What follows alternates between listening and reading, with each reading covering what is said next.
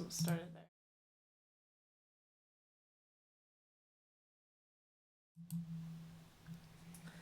All right. Hello. Good morning.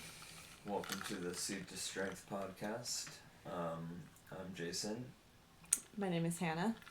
and we've both been martial artists, either lifelong martial artists. Hannah's been a lifelong martial artist, and you can talk about that a little bit.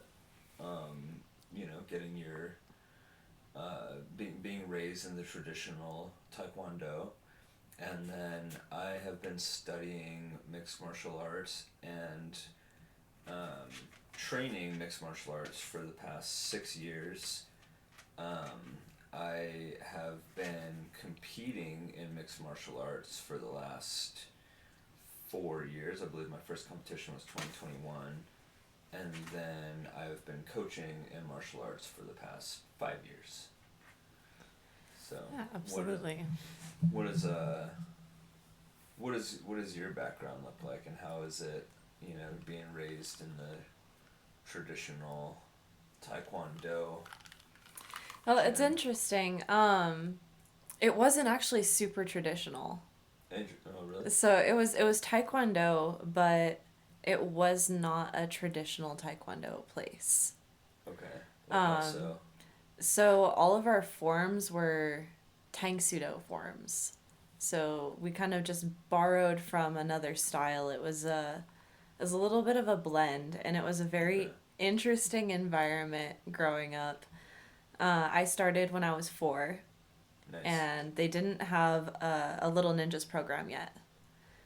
I was like one of the first ones, but my brother was old enough to start the children's class in Taekwondo, and then me and a few other of like the little siblings, I think, inspired them to start teaching the little kids. Okay.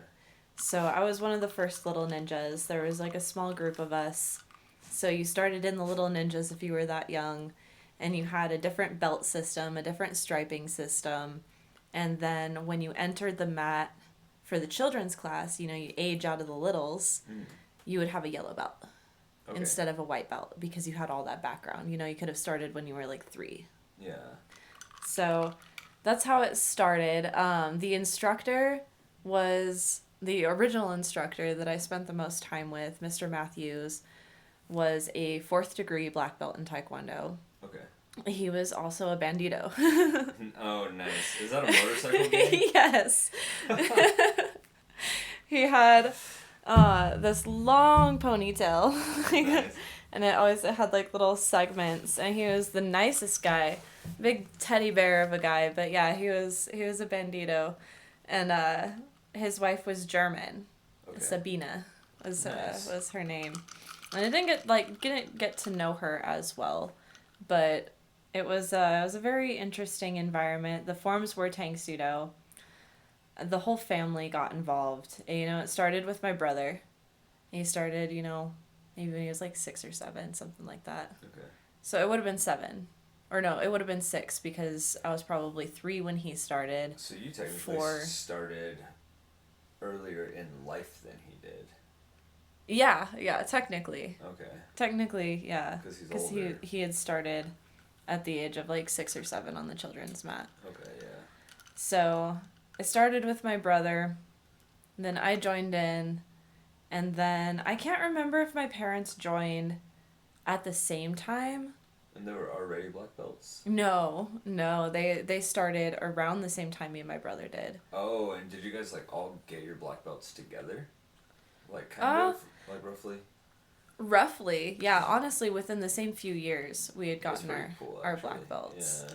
Yeah, and it was so organic, just kind of the feeling of growing up with this specific group of people, because there's some people, and it's the same at the dojo.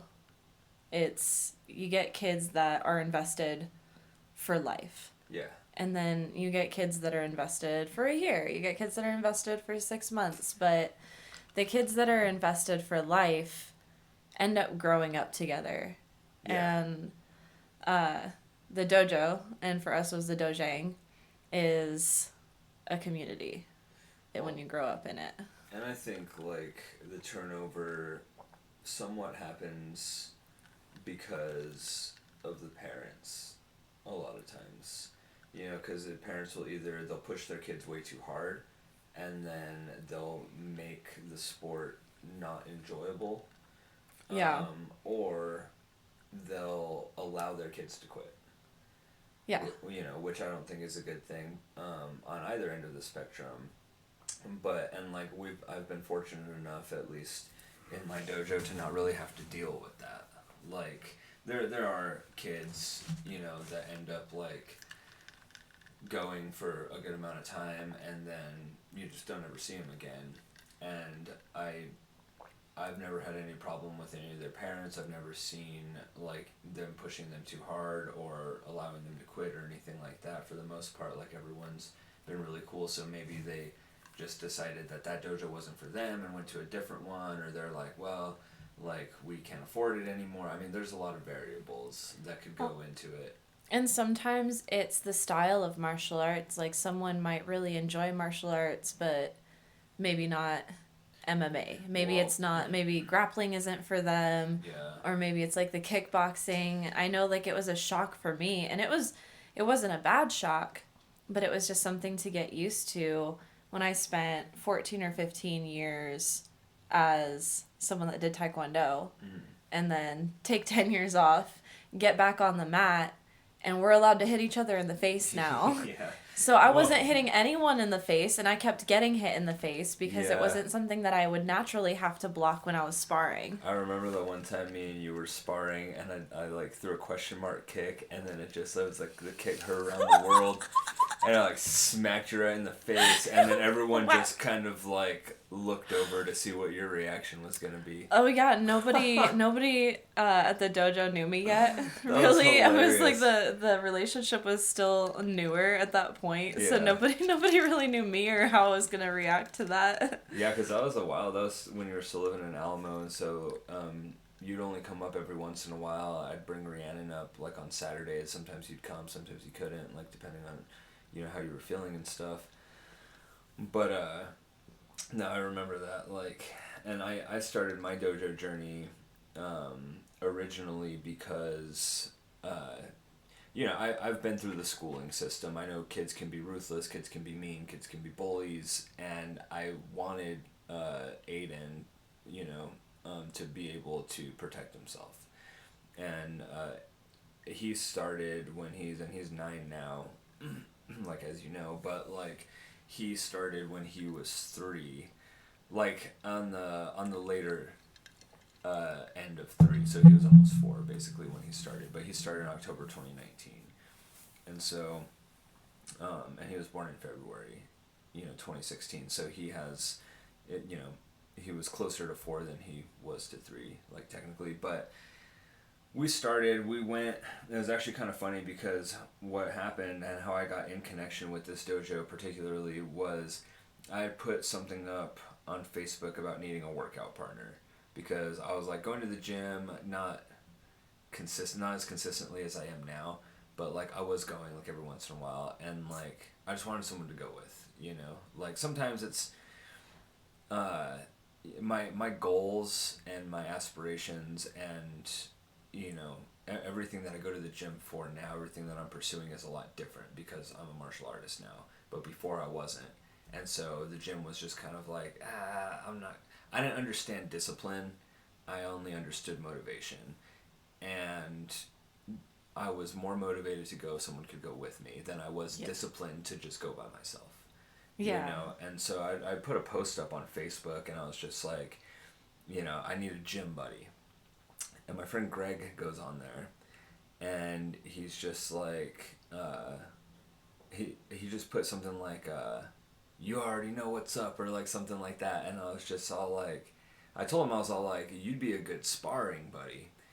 Because, you know, he was like, he's done martial arts. I think he did some like Aikido, and, you know, he was an infantryman, and like, I think he did some boxing. I don't know if he did it like in competition, but I'm pretty sure like he did some boxing and stuff. And he's just like, he's a super cool dude. But he's also just like a complete like psychopath. so he would be a good sparring partner. You know what I mean?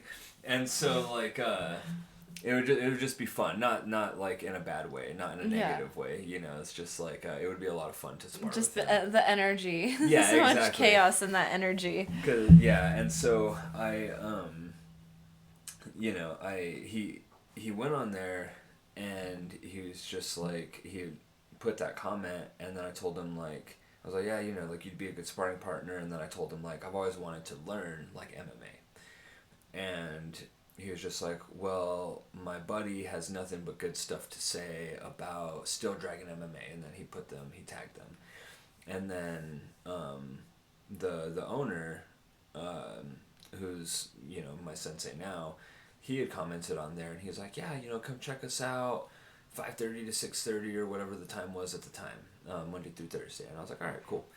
So I go, I'm like, I go there that day or the day after or whatever, and then he was just like, I was like, yeah, dude, I'm interested in getting like my kid into it. I'm interested in getting myself into it. Like, you know, talk to him about the price and all that stuff. And he was like, yeah, dude, like, just try a few classes for free.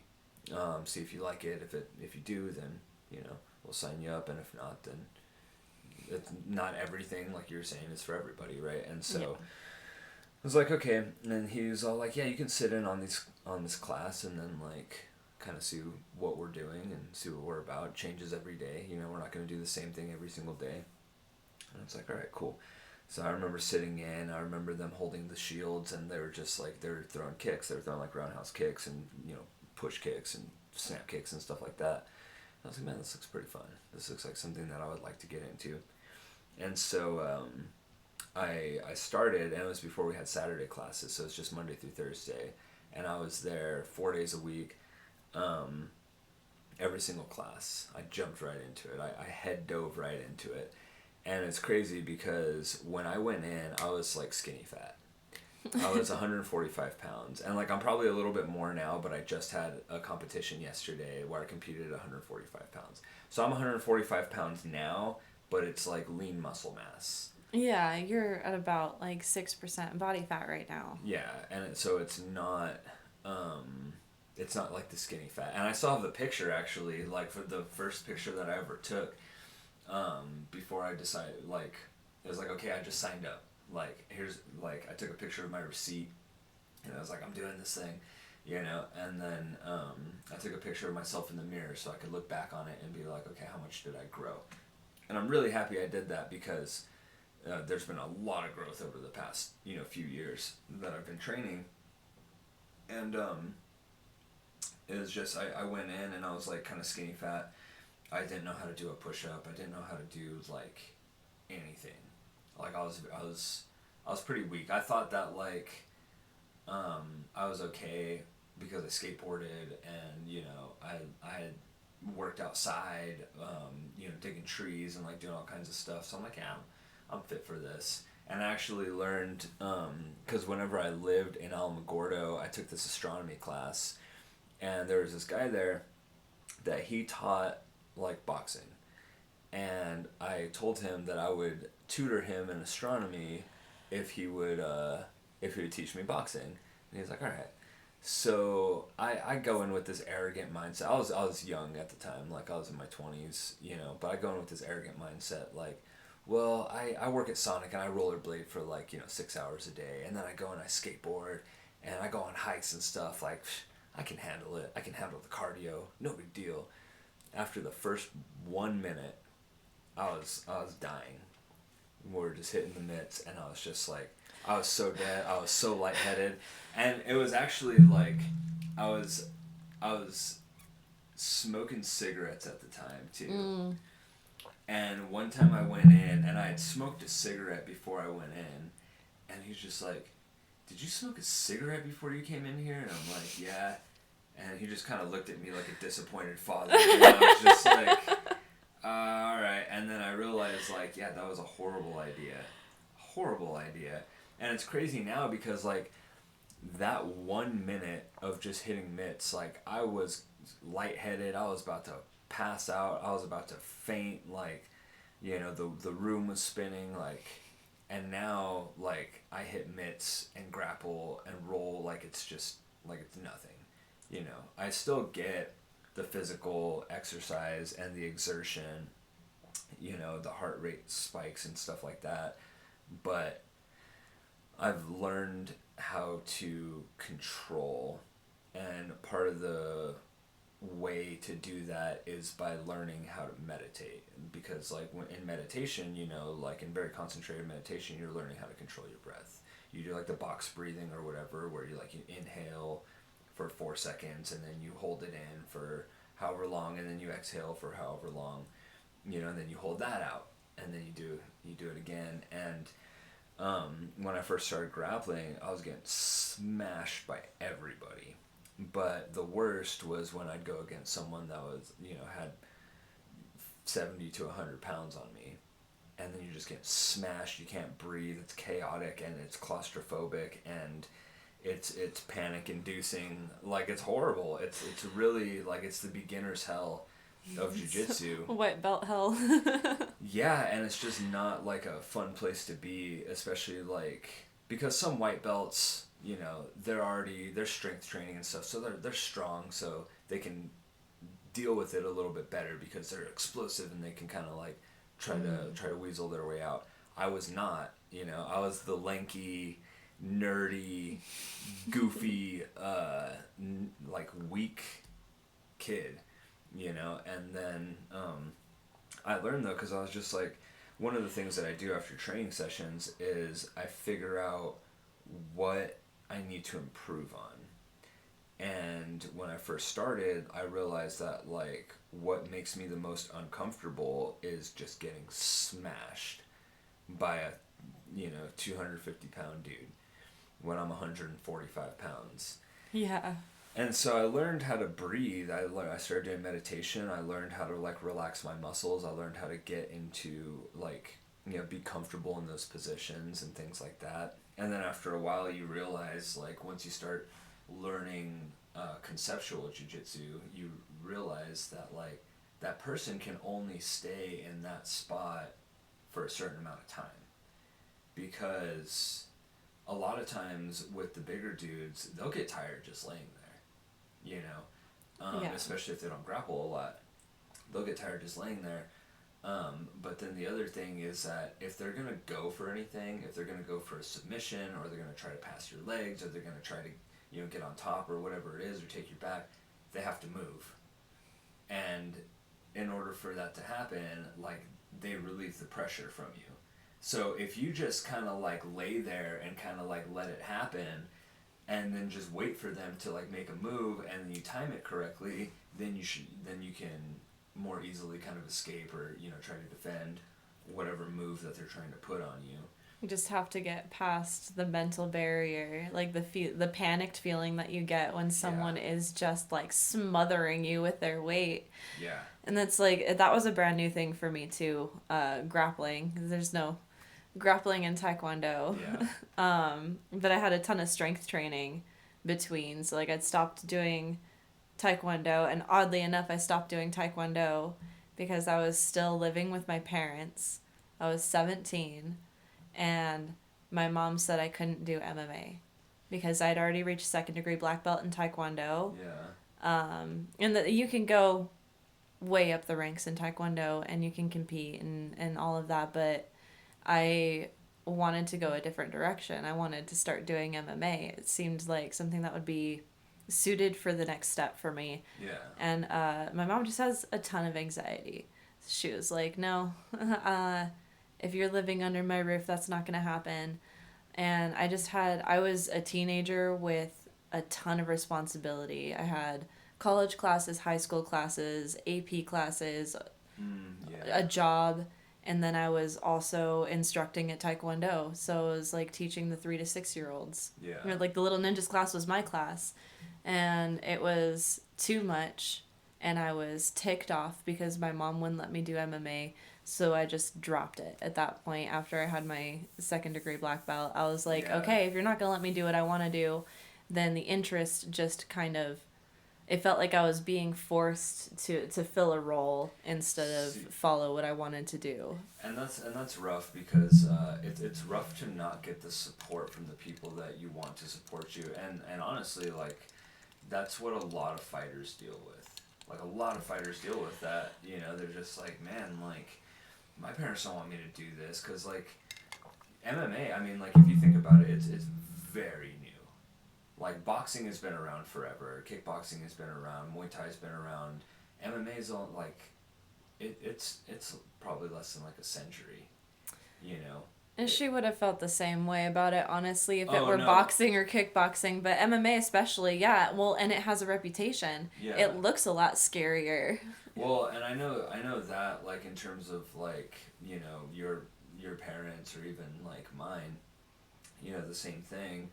But I think like something like a lot of people now maybe maybe this next generation is going to be a little bit different because people are seeing that if you do know how to promote yourself you can make a living like as a fighter and stuff, Yeah. but people don't understand that like why do you want to be that's the first question that you get, like why do you want to be a fighter, why do you Why want to be a that? fighter. Why you just want to get knocked around? Yeah. You know? And it is it is rough to make money. Like out of the amount of people, like I think the UFC has like 600 or 700 athletes on their roster, but there's only like certain ones that they're world champions or they know how to brand themselves, they know how to market themselves and they know how to get like sponsorships and things like that. Those are the ones that are like the multimillionaires. It's They make like, a lot of money, but they invest in other things as well. Like they get their name like big out there, but then they invest. Like Conor McGregor invests in like a whiskey company, and then he's like the president of Bare Knuckle like fighting championship now and stuff like that. So, they just make all these other investments. yeah. Because I mean, the most that you get, like I mean, you get pay-per-view points, but you have to make it to there first.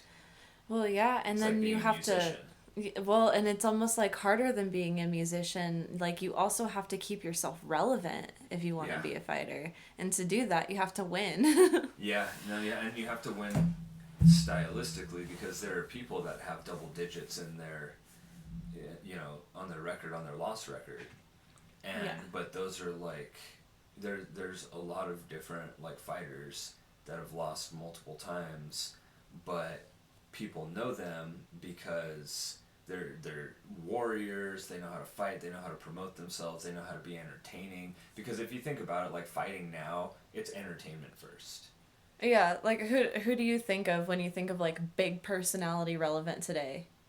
Uh, a lot of like Sugar Sean O'Malley. That's the first one that comes to mind. I was wondering if it was gonna be him, but yeah, it's like one of the first fighters that you think of as somebody that's like very good at self promotion. Yeah, And he's got his very own unique style, and it's popular. and he's not even the champion anymore. But I'm sure his stock is still through the roof, Oh, absolutely. and And he maybe pairs even up with companies too. and maybe even more so than some of the current champions, because he just has an exciting style. He built his brand by just being able to do one punch walk off knockouts, and then like now he does all this like other stuff, and like his videos are funny too. Like he has a comedic side to him, where like his training videos Yeah. are just like hilarious. Well, and it shows the world who he is as a person and not just a fighter. Like, Yeah. people love to see the person behind the profession, Yeah. whatever the profession is. They want to know their musician, they want to know the fighters. Yeah. Your or s- politicians, people even want to know about them, Yeah. like as a person, because it tells a lot about whether or not you want to support them. Yeah, exactly. So it's there is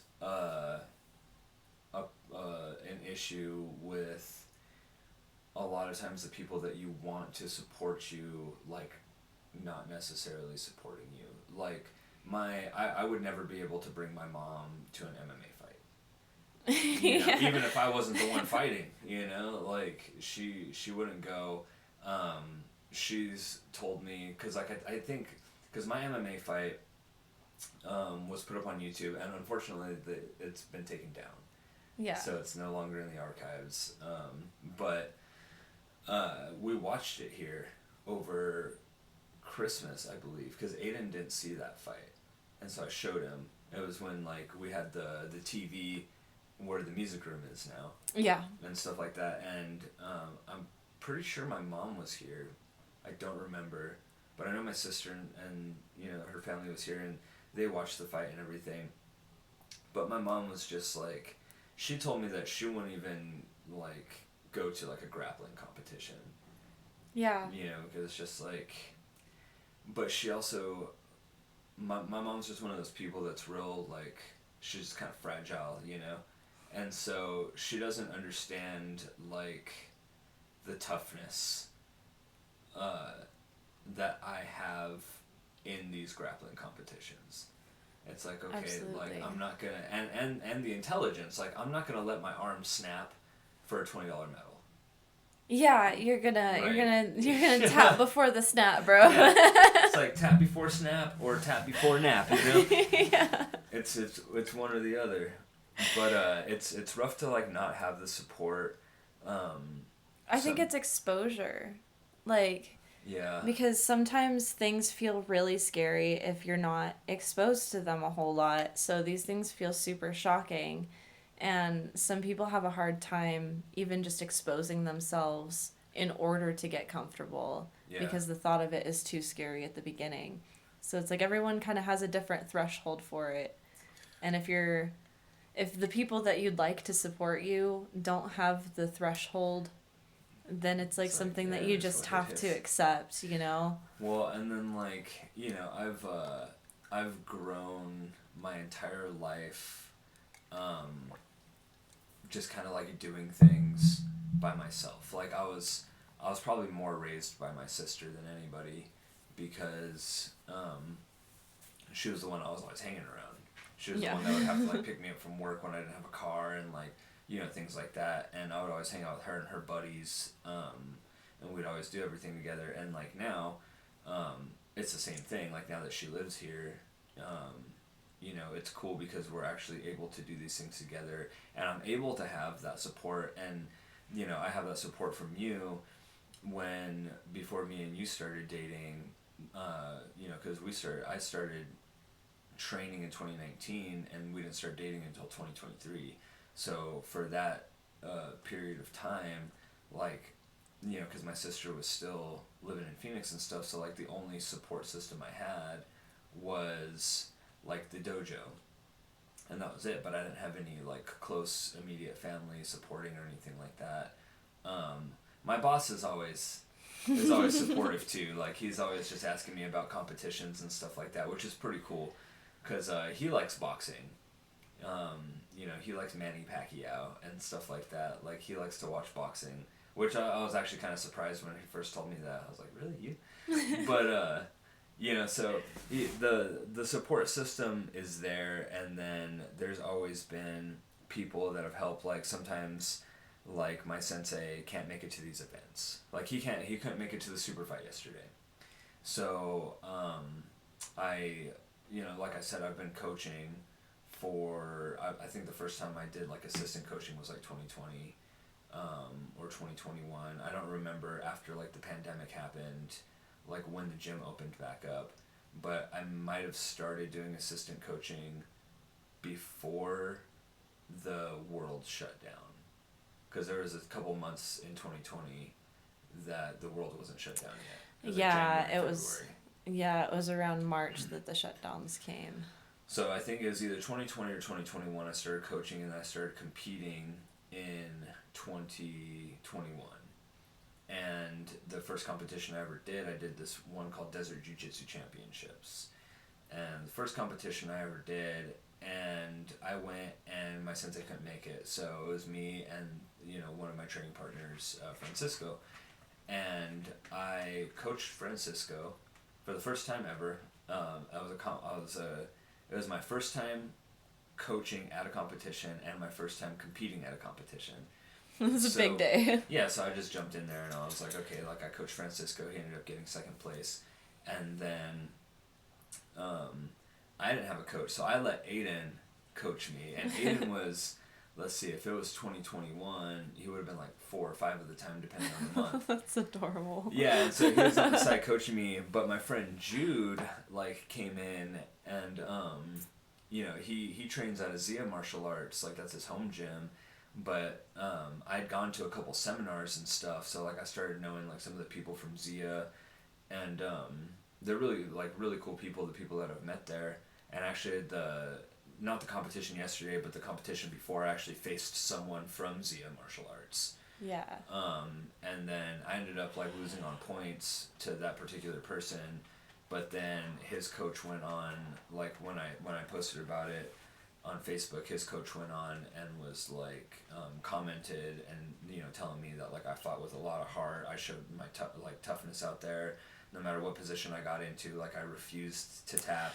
And I think that's out of all of the matches that I've watched over the past few years, I would say that that is one of the most impressive things. Is like the things that would tap most people out, you tend to breathe through them, and I think it goes into what we were talking about earlier, like the meditation. meditative It really does. that vibration that you just kind of tune into, and you can see it in your face, like for instance, we were watching the super fights yesterday. And there was one guy in particular that I noticed, his face gave away his discomfort a lot. Yeah. And there's hardly any point in time that your face will give away any kind of discomfort, even when you are really uncomfortable. I try to be real stoic. You are very stoic. There's probably like one circumstance during the super fight yesterday that like I could see it in your face a little my bit. Jaw hurt. Yeah, you're getting cranked. Yeah, no, it was feeding my bottom teeth right into my lip, and it was brutal. But it's just it's cool, man. It's one of those things where the analogy, I think the way that helped me with breathing is that it's the same analogy, like it's the same thing as like drowning, right? Like if you're drowning like in a pool or something and you start freaking out, you're gonna drown a lot faster. Like quicksand. Yeah. It's like quicksand. If you start freaking out, you sink faster. Exactly, and it's the same thing with like martial arts. It's a mental thing. So when you got someone behind you and they're cranking on your face, you're having this conversation with yourself where you're just like, this hurts, but is it tap worthy? You know what I mean? Like if I start feeling my jaw crack, then it's like, okay, yes, stop doing that. But like, stop that.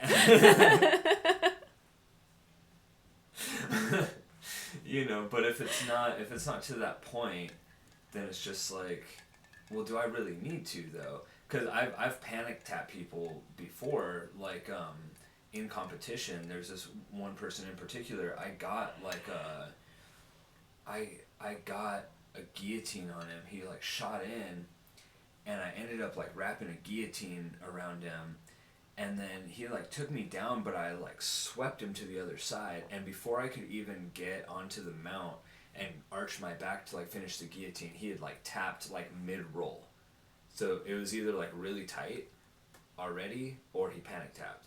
And I feel like it was a panic tap because the same guy I fought later on at a different tournament, I got him in a triangle choke, but it wasn't even a fully locked up triangle choke.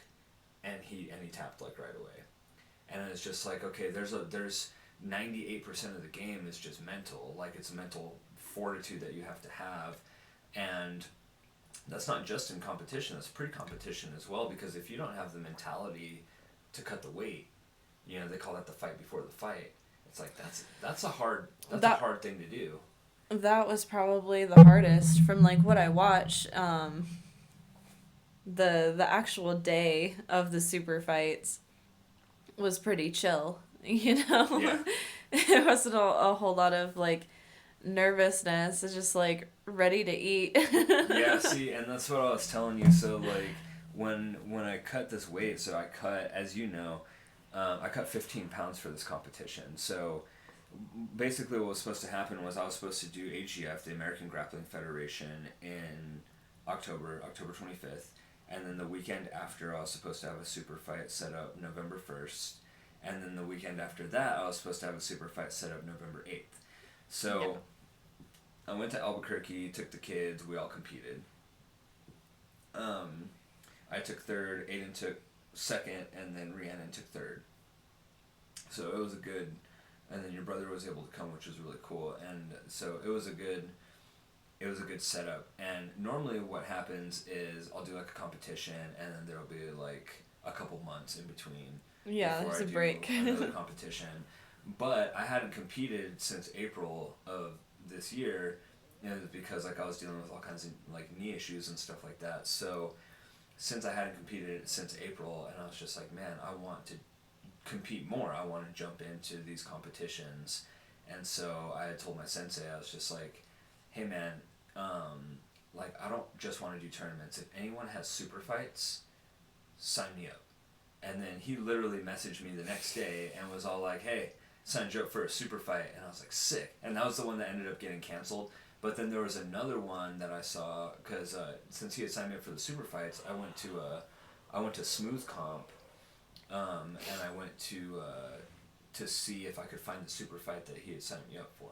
Yeah. And I didn't find that one, but I found one for the weekend after, and I sent him a picture. I was like, is this the one that you signed me up for? And he was like, no, this is the one. And then he sent me the flyer for that one.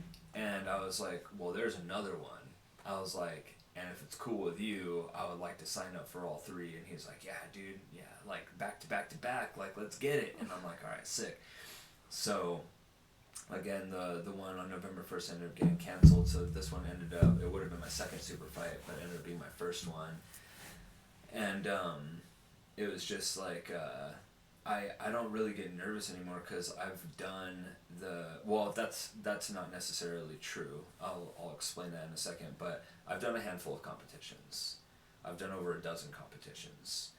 And it's to the point now where I I do have the nerves like the day before, leading up to the competition.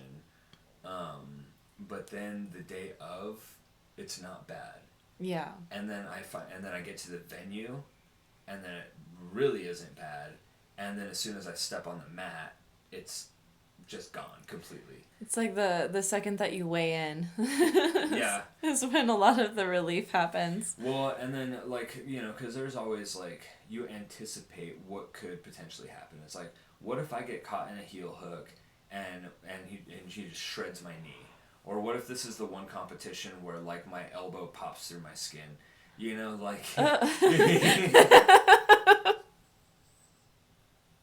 Most of the time it's not gonna happen, but like your brain has this way of like looking for the negatives, and when you talk about why that happens from an evolutionary standpoint, it's because like when we were hunting, like saber-toothed tigers with spears, like our brains, we didn't have the convenience of like everyday life. Our brains were scanning for danger, so they Yeah. needed to stay on that that negative Yeah, just enough. like Just aspect. enough. Yeah, because you're just like, well, I don't know, I don't know if there's danger around me. Like survival is what throws your brain into survival mode, and so you never know like what's gonna happen. And to be honest, like one of the tricks that I found, and one of the things that like I tell the kids and stuff when they get nervous, is just like, well,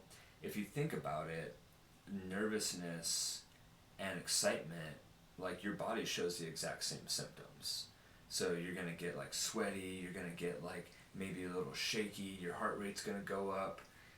But if you trick your brain and tell it that you're excited, convince yourself that you're excited and that you're not nervous, it's the exact same thing, except nervousness has a negative connotation to it and excitement has a positive connotation to it. But if they're showing you the exact same symptoms, then why not tell your brain, hey, no, like let's think in the positive direction instead of the negative. I am excited about this competition. I'm not nervous about it. Yeah. And you're not necessarily lying to yourself at that point. And it is a good thing to be nervous, because people that say they're not nervous are either underprepared or lying. Like, Yeah. that tends to be the gist. Well, and I think that affirmations are something that are going to feel uncomfortable at first.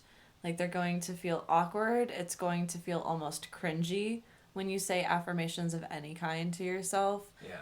But and it's going to feel unauthentic because it doesn't feel true. It's like it feels like I'm just saying this cheap statement and I'm like lying to the world because I don't actually feel excited. I just feel really nervous. Yeah. But if you say it enough times, it turns into a reality. So it's like you can, in fact, fake it until you make it when it comes to affirmations. It does eventually turn into a solid foundation of belief. Well, one of the things that you have to realize too is that like you have the ability to control both the angel and the devil on your shoulder.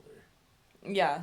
You know, you don't have to let the devil on your shoulder control you or, you know, whatever. Like you have that power to shut it off. Like the human mind has a lot of potential and it's a lot stronger than like people think. And like going back to the super fights, like you could see that because I've trained my mind to allow myself to assess a situation. And it's just like, okay, yeah, this is uncomfortable, but am I being choked? Or like, am I in danger of going unconscious? Or am I in danger of getting a bone broken? And if the answer, or like a ligament torn or something like that. And if the answer is no, then you can fight on and you can just be like, okay, well, you know, I'm going to try to get this guy to tire his arms out because the coach is going to be like, squeeze, squeeze. And then if they don't understand my mentality, then they are never going to know that squeezing is probably not the best idea unless you actually have a sunken choke under my neck that's just tight and inescapable because I'm going to fight that thing. And Yeah. I've trained my brain and my mindset to the point where I can assess the situation even in like the middle of it. You know, where I'm just like, huh, I'm being choked. Okay, what do I do? And a lot of that comes from the fact that like, you know, we're talking about like different gyms do different things and stuff like that, and we're talking about turnover rates and one of the things that we really focus on in our dojo is endurance. Endurance Yeah. and cardio. We do a lot of that stuff. And so like I can outlast a lot of people like cardio wise or endurance wise. Um, and a lot of times, and I'm not knocking anybody, you know, when I say this, but this is just the truth. Like a lot of times when I'm in these competitions, within the first like minute or two, like I can hear my opponents breathing.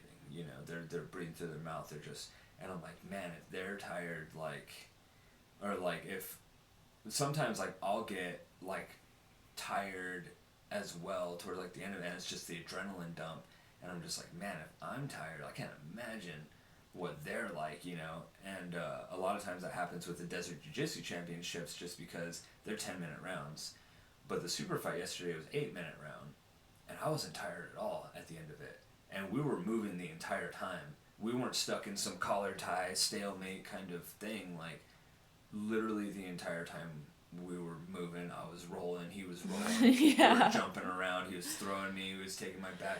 You know, there was like all kinds of stuff, and I just wasn't tired. I was just like, it was fine. I was still breathing through my nose at the end of it. It was kind of crazy. So, do you think that because of your tendency to not tap unless it's like absolutely necessary, unless someone actually has the choke or has your arm, do you think that that changes your offense? Do you consider that your opponent is going to have that same mentality and then you don't waste time trying to crank things that aren't there? Or do you kind of like view each opponent differently? You got to fill it out. Each opponent is going to be different. You know, there's going to be an affinity of certain people to deal with certain things. So, you know, there's this one kid at the dojo when I'm grappling against him, he does not tap to anything that's painful. Right? If I hit him with a bicep slicer or calf slicer or a wrist lock or something like that, he just doesn't tap. But he'll tap to chokes. And then there are other people that can deal with the chokes that will tap to things that are painful.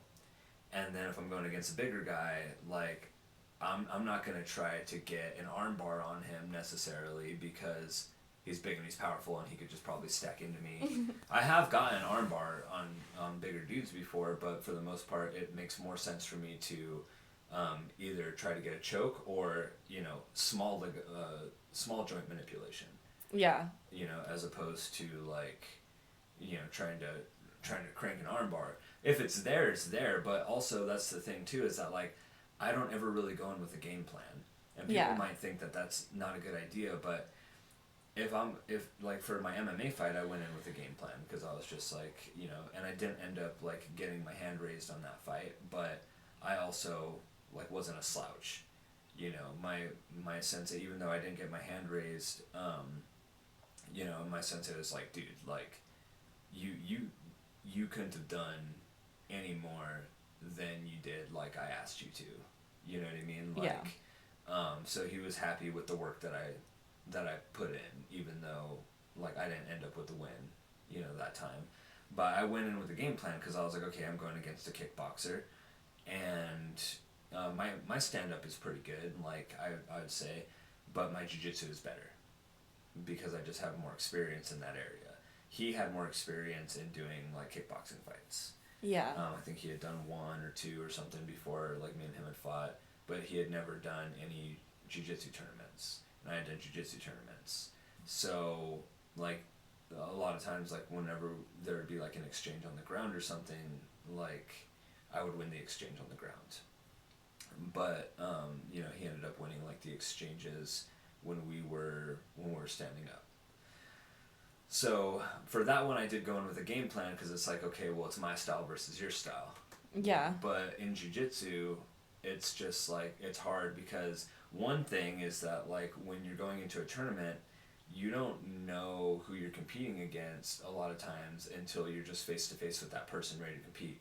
So I can't go in with a game plan and like, yeah, I'm going to take this guy down, because what if I'm going against a really good wrestler? Like, I'm not going to try to take down, I'm going to use my strengths. So if I'm going against like a really good wrestler, someone with a lot of forward pressure, then I'll pull them into a butterfly guard and then try to sweep them or something like that, you know, as opposed to like going for like a double leg takedown or something like that. Yeah. I'm most likely not going to get against someone that's been wrestling for longer than I have.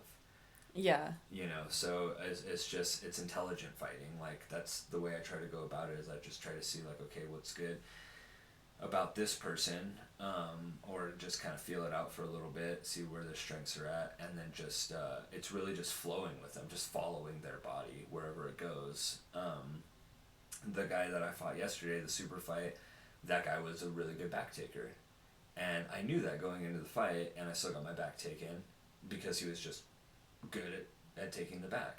Yeah. But he didn't know that I was good at defending the back. Yeah. You know, Absolutely. and neither did his coach. And so he got, you know, like these submissions that he probably thought were sunk in, and his coach was probably telling him to, you know, to squeeze and to just get it. And even like if you watch the video, even you see the ref getting close and like looking, and it's just like, He's like, you cool? yeah. He's just there, and I was gonna give the thumbs up actually like a couple times, but I'm like, nah, dude, like, don't do that. But like, You're like, I'm cool. yeah. Swear. Well, and there was one time, like, I thought it was over because he trapped my hand. Like, he had a body triangle from the back, and he had my hand trapped. And a lot of times, like, that means that it's over, because then you only have one hand to defend the choke. So I was using my one hand to defend against his two hands, and I still escaped. And then I hear, 5 minutes left, gentlemen, 5 minutes left. And I'm just like, I just gotta, like, limp arm my hand out of here, you know? And so, like, I ended up getting it out and was able to, like, defend the choke and stuff a little bit more. And I had a couple times where, you know, I almost got him in some, like, weird, obscure, you know, submissions. I tried a wrist lock at one point, and then there was like this weird Kimura I almost did when he was on my back, and then there was also this weird straight armbar I almost did while he was on my back. I noticed the weird, like, Kimura while he was on your back, and I was like, is that a thing? Yeah, no, I mean, like, anything is a thing, honestly. Like, because you, as long as you know how to use your body for leverage or for, like, a fulcrum, you know, like, you can manipulate. So if I'm just here and I'm just trying to, like, push my opponent's arm over my head and like behind his back, it's going to be really hard. But if I'm crunching in with my head and I'm starting to do it and I'm using my neck as leverage for him to either as like a fulcrum or him to not be able to get out because I'm pinching my head and my shoulder together, with his, then you can use that, and it's that's part of the fun with jujitsu is finding ways to be creative like that, finding ways to just hit these weird, obscure submissions Yeah. that like no one really is gonna see coming, and so That only work in those like specific circumstances that you land in. yeah. It's not something that you could just like teach. Well, and that's what you kind of learn like at a blue belt level. Like when you're a white belt, it's basically like survival, right? And then when you're a blue belt, like the reason why there's such a leap from white belt to blue belt is because white belt you're still kind of spazzy, you're still just trying to survive, you still don't necessarily know what you're doing, you're learning super basic fundamentals like shrimps and hip escapes and bridges, trap and roll, like you're learning the super super fundamental basic techniques. And then when you're a blue belt, you can start kind of like building your game towards what you're like actually good at. You can start being able to find different things from different places. Like I was grappling one of my training partners the other day, and I was gonna go for an armbar. And normally, like people they'll defend the armbar like this. I'll throw I'll throw my arm in between like their bicep and forearm, and then I'll pin their leg, or I'll pin their hand to their chest with my leg. I'll put a leg over, I'll triangle, and then I'll pull, and then I'll get a bicep slicer. Right, and then I was going like, because I get this guy in bicep slicers like quite a bit, so he like is starting to understand how to like read when they're coming, and so like I reach over for a leg instead because his legs are like bent. I reach over for a leg instead, and I think like in his mind he probably thinks that I'm just trying to hook the leg so I can like stop him from going somewhere. But what I did instead was like I hooked the leg from the inside, and then I triangled my legs on the outside and then got him in a calf slicer instead. So it's like finding those things. Yeah.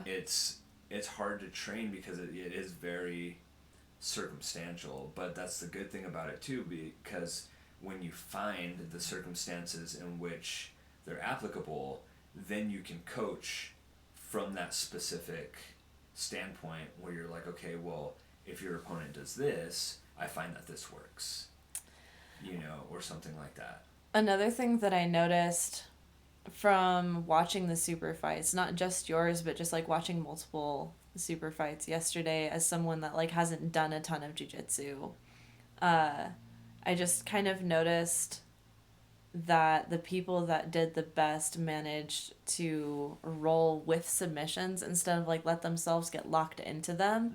It's just like a whole lot of body flipping and rolling Yeah.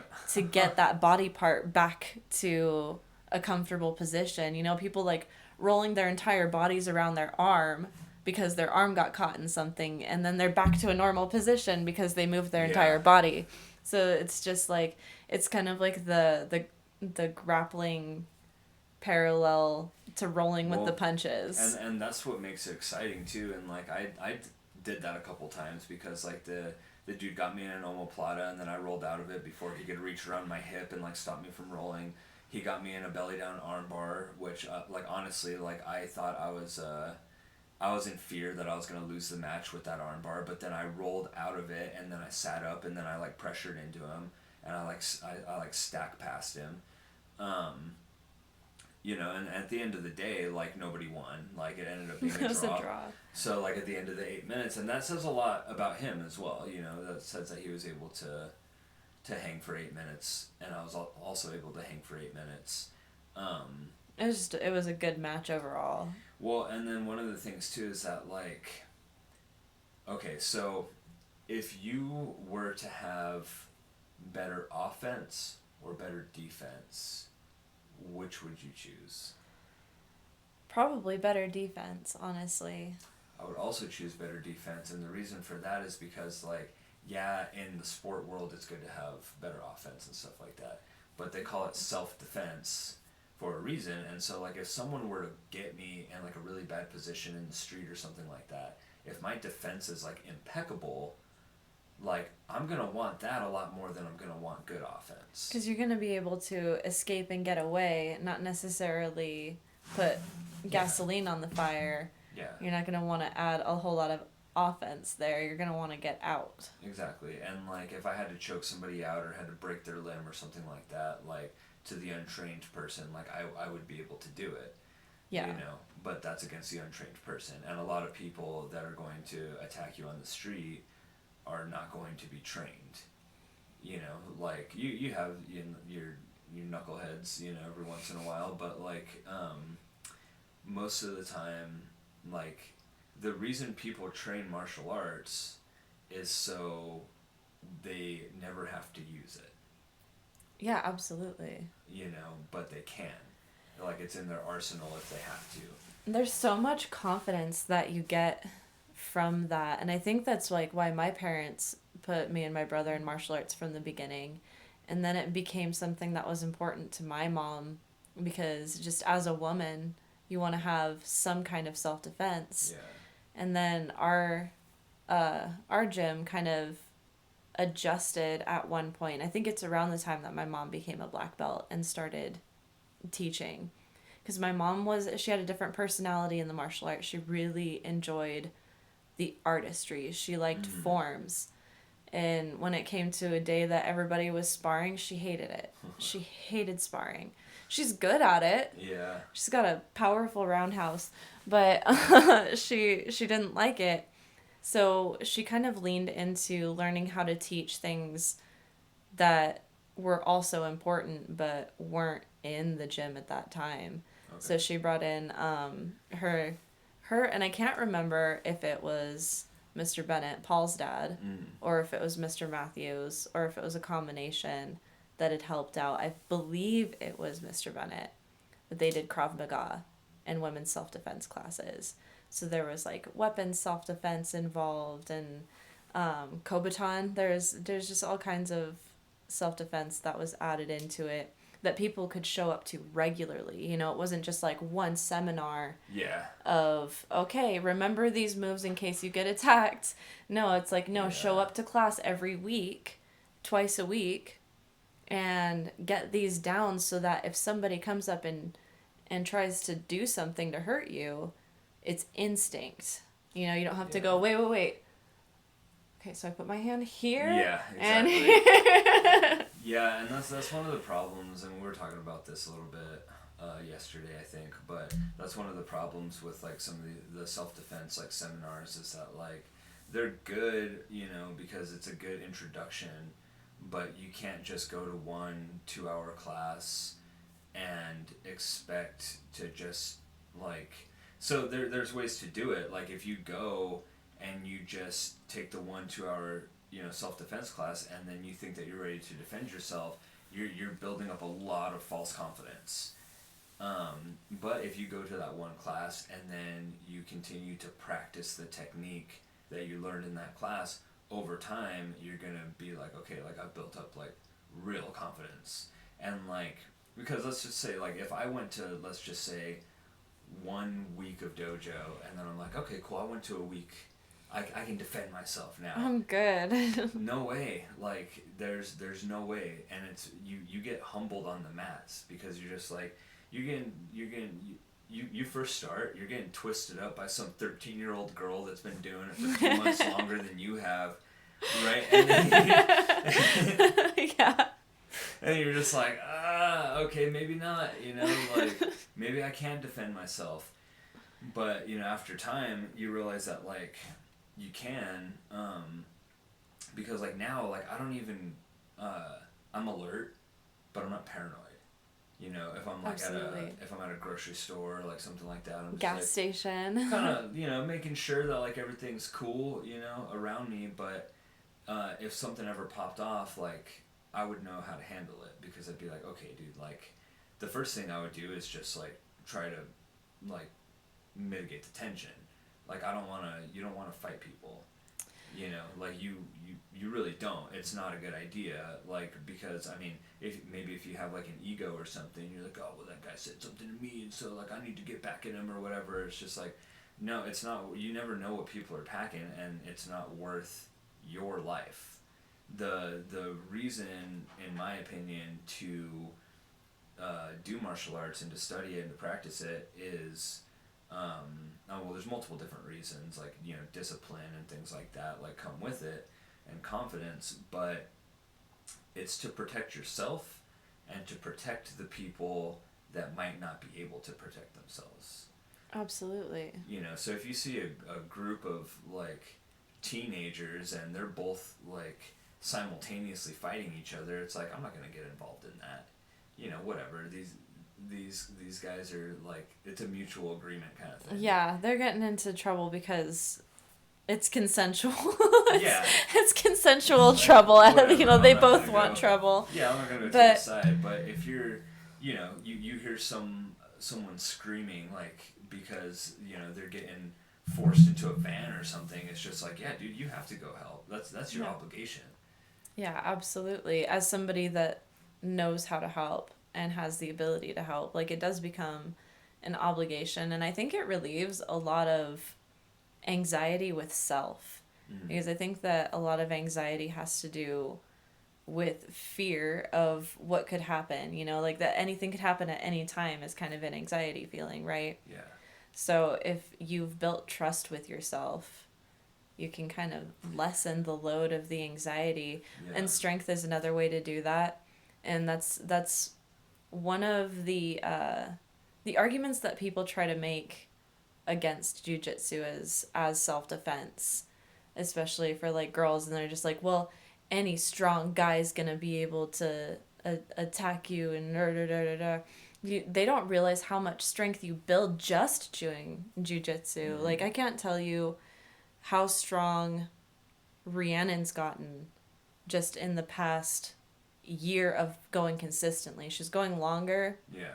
because like you're taking her on the weekends, and I was taking her every once in a while when I could. But for the most part, like it's just been this past year, and we haven't done a whole lot of weight training with the kids in the past year. Mm-hmm. And she's gained a lot of muscle, a lot of strength. It's nothing but resistance training. Absolutely. That's It's nothing but well, resistance. and then your body, like, and you've seen it, like, you know, when you point out very specific muscles on me that you say are like hard to work with traditional strength training, it's because your body is moving in so all kinds of weird directions that it's not really like used to moving. Like you're rolling around, you're like doing back rolls and forward rolls and side rolls and inverting and like doing all kinds of weird stuff. And then you're also like putting resistance against opponent that's like trying to put pressure on you. Yeah. It's a different kind of game, but it is good to, well, the other thing too is that, like, you know, we're talking about the seminars and going for a 2-hour class and stuff like that, and you have to be in shape to fight. You have to be in shape 100%. to defend yourself, because even if you don't know how to fight, if you're in shape, you can at least run away. You know, which is the thing that you should do at the beginning anyway. If you can get away, yeah, get away. You can't always though. Yeah, and sometimes you're like, you know, like backed up against a wall or something, and you're just like, okay, well now I got to figure out like how to get out of this situation, and like, yeah, of course, like you're not gonna do anything stupid like, oh, I'm just gonna double leg takedown this guy, and like, but if the person takes you down, you're very weak off your back. If you don't know jiu-jitsu, you're very weak off your back. And that was the entire idea behind the sport, is that like it wanted to show that like a skinnier, like weaker guy could defend themselves against a bigger, stronger guy. And your most vulnerable position, at least known at the time, was like on your back. Yeah. You know, so you learn how to fight off your back in the most vulnerable position that you're essentially find yourself in. And I think that it's really ideal for I think it's good for everyone to learn jiu-jitsu, but I think it's especially important for girls to learn jiu-jitsu. Well, absolutely. And in the strength, I remember the first time that I stepped onto the mat because you'd shown me like little things here and there at home, Mm. but like after the first time that I did a full class that was mostly grappling, I think every single muscle in my body was sore. And Yeah. this is coming from somebody that had been weight training for the past 10 years. Like as soon as I left taekwondo, I had a period of time in there where I wasn't doing much, maybe like a couple of years. I had Rhiannon, and then I noticed that chronic illness was going to be a thing. It was creeping in. It had been Yeah. creeping in since the time I was 16. So the day had come. I'd already had a baby, and that changes things in your body. It triggers autoimmunity. So that is when I really took an interest in health and fitness. Mm-hmm. So I started going to a gym. I had no idea what I was doing. And then I just crept up the ranks and got certified as a personal trainer, got certified in nutrition, started shadowing people, just learning everything that I possibly could over that 10 years. So I had done every kind of exercise that you can think of. I'd tried it over the years. I'd done a full cycle of bodybuilding from like this crazy bulk, and I didn't go down to a crazy cut because I didn't want to compete. Yeah. But I did bulk and then cut Okay. again without getting down to like a super low body fat percentage, just kind of an average feel good body fat percentage, Yeah. 20 about 18 to 20% Okay. instead of like 10%, 8 to 10%. But I had done all these things and nothing has ever hit every single muscle fiber in the same way that just one day of grappling did. Yeah. So it's underestimated, and then at the same time when you can take your grappling to the next level when you supplement with strength training at the same time. Oh yeah. Well, and then and that's something that we can talk about like in a future episode as well. Because I've dealt with like a fair number of injuries, right? Like I've messed up the meniscus in both of my knees. I messed up the meniscus in my left knee twice. Once from skateboarding, once from grappling. I got what we assume was a tibial tear. We never got it checked out or anything, and it ended up like kind of working itself out. But it's just one of those things where it's just like, man, I need strength training in order to like strengthen the stabilizers that are protecting those ligaments. And the other thing is not just supplementing with strength training, but supplementing with supplements, right? Like I put collagen in my coffee because it builds collagen is something that your body produces naturally, and you can increase the amount of collagen that's built in your body by increasing your intake of vitamin C. Yeah. But they also sell it as a supplement, and so it's like good, especially if you're overcoming injuries and stuff and ligaments, to put the collagen. I just get the unflavored one, and then you just mix it in, and it just dissolves into your coffee. It doesn't get all chunky and gross, but like it just dissolves into your coffee or water or whatever it is, and then you're putting that into your body, and it's forcing the production, like a higher amount of production of collagen in your body, and then when you pair that with vitamin C, it's even better.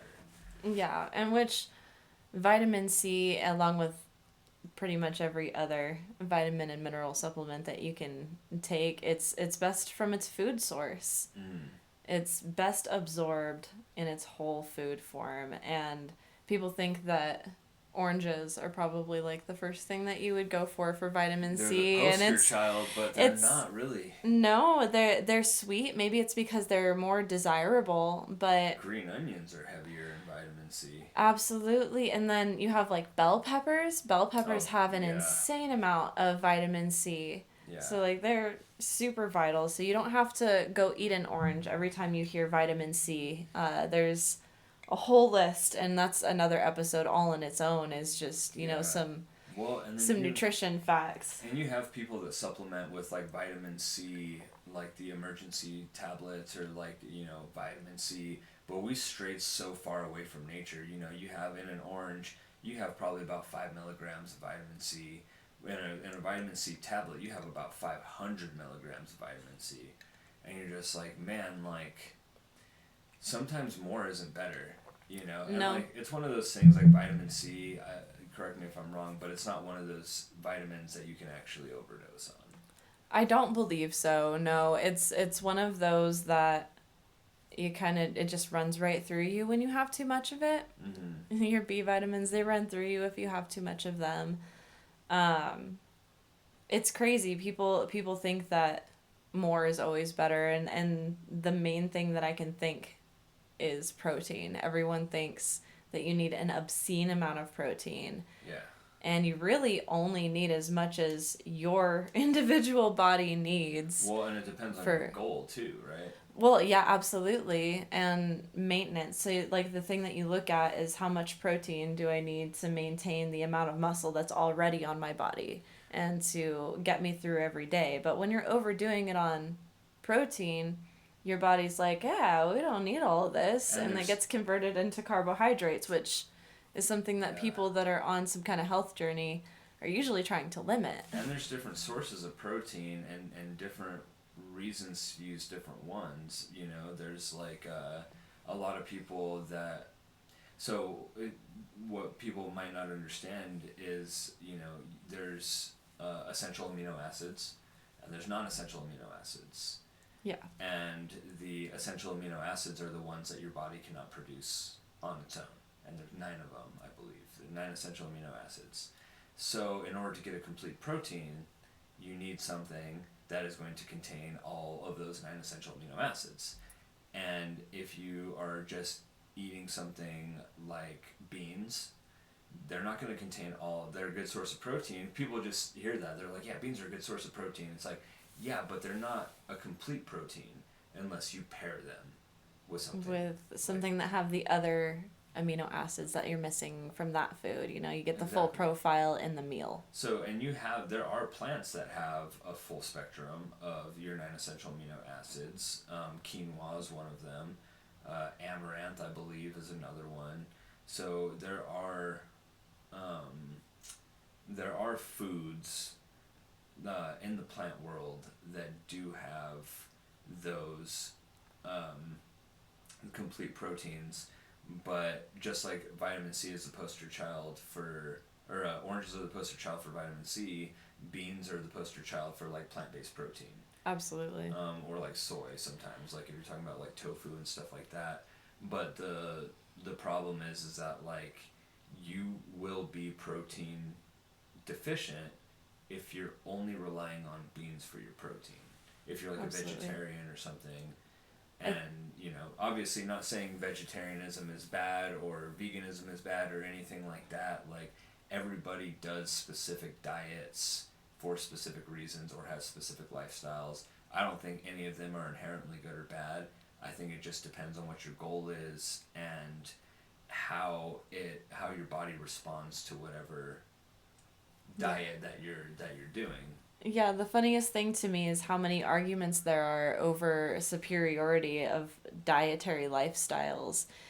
Yeah. And I mean, if you're eating whole foods and you're staying away from processed stuff, fast food, alcohol, if you're staying away from those parts of the standard American diet for the most part, then you're doing pretty good. Whether you're a vegan, a vegetarian, you're doing keto, or you're just doing a standard balanced diet, there's right and wrong ways to do them all, and you can fine tune them. Yeah. The only wrong thing that I see is just standard, soda, alcohol, The preservatives, stuff that processed has like foods. literally zero benefits. Absolutely. And there's the argument for there's an argument for all of them.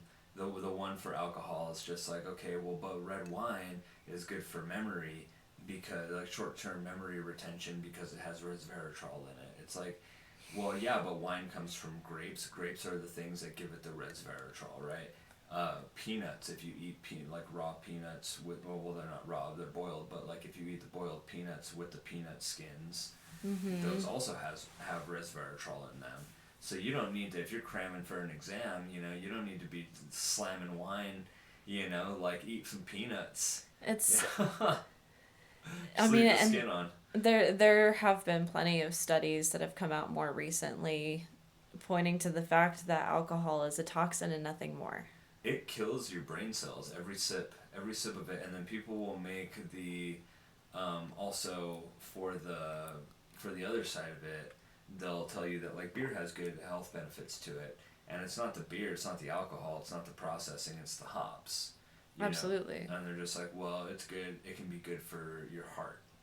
You can make tea out of hops. You can get just the herb. I've bought it before myself. So, and then like, I'm not necessarily knocking, like, I mean, if you like to go out and like enjoy a drink every once in a while, have a cup of whiskey, like once a month or something like that. It's like I personally don't do it. You personally don't do it.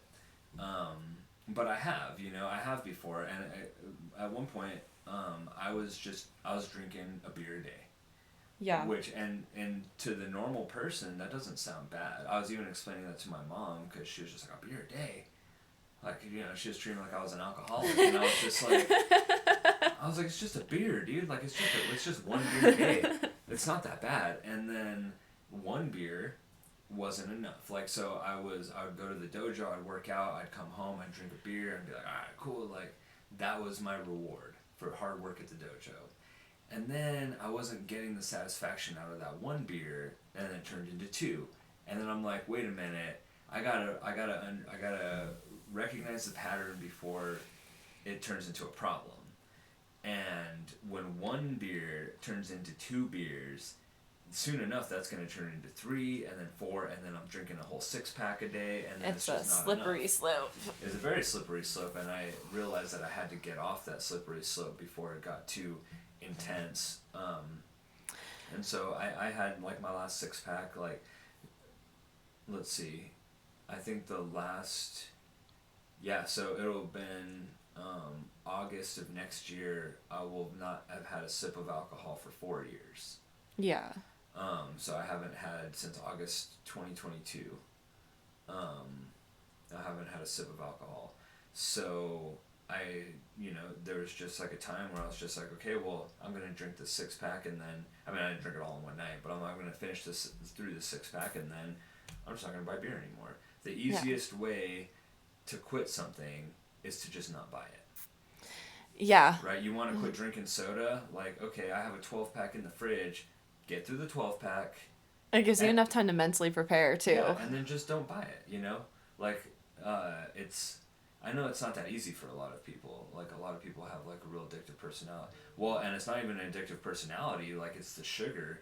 They've done the studies where they've given mice sugar, and the choice between sugar and cocaine, and they chose the sugar. The sugar was more addictive than the cocaine. Which is absolutely nuts to me. And if you actually like look at nutrient like the nutrition facts on the back of packages and stuff like that, or even if you go to like one of these coffee shops, like one of these famous coffee shops like Dutch Bros or Starbucks or whatever, I think they legally have to post their ingredients, their nutrition facts. Yeah, absolutely. And so you go and you look at it, and it's just like, man, my sister went to get Dutch Bros one time, and she was like asking me. It was actually when Aiden went. Aiden did one Muay Thai fight in Phoenix, and he wants to do another one soon. But like that was the only Muay Thai kickboxing he's ever done. So we went up to Phoenix, and like I was all, yeah, Aiden's not gonna be able to have any Dutch Bros because like he's gonna compete, and like I could have had Dutch Bros because I wasn't gonna compete. And then I'm like Lisa, or my sister's asking me about like the, like if I want anything, and I'm just like looking at the menu and stuff, and I'm like, dude, even like the smallest like lemonade that they have is just like packed with sugar, like 40 or 50 grams of sugar in like a 12 ounce or 14 ounce lemonade. It's crazy. And I'm just like, nah, dude, like I'm good after seeing those facts about the sugar. I'm like, ugh. The standards of for the sugar consumption have just like gone up over the years. You watch the coffee shops Yeah. and you'll just see that sugar number. You look over the years, I swear it's risen. Well, and then like the funny thing too is that like you have hidden sugars. You know, you have like your high fructose corn syrup, regular corn syrup, glucose, sucrose, fructose, honey. You know, like you got all these other hidden sugars that might not even be accounted for. Or that you're not registering as sugar when you're reading the ingredients. You're not Yeah. reading it as sugar, sugar, sugar, sugar. You know, you're just reading the different Or things. you're like, oh, corn syrup, that's got to be good. It's corn. It's corn. Yeah. Uh, but I mean, they do have to include all of that in the total sugars. So all of the ingredients that are given, those are within the total count for the total sugar. So let's say like something has Yeah. 26 grams of sugar, the ingredients are going to include everything that made it 26 grams. But unless I'm mistaken, your body is going to react differently to the different types of sugars. So you might have a total sugars of, like 24 grams or whatever, but it's like, okay, well, is most of that cane sugar, like pure cane sugar, is most of that high fructose corn syrup, is most Yeah. of that like fructose or sucrose or like, and your body's going to have a different reaction depending. It's gonna spike your sugars a whole lot faster in some of those cases.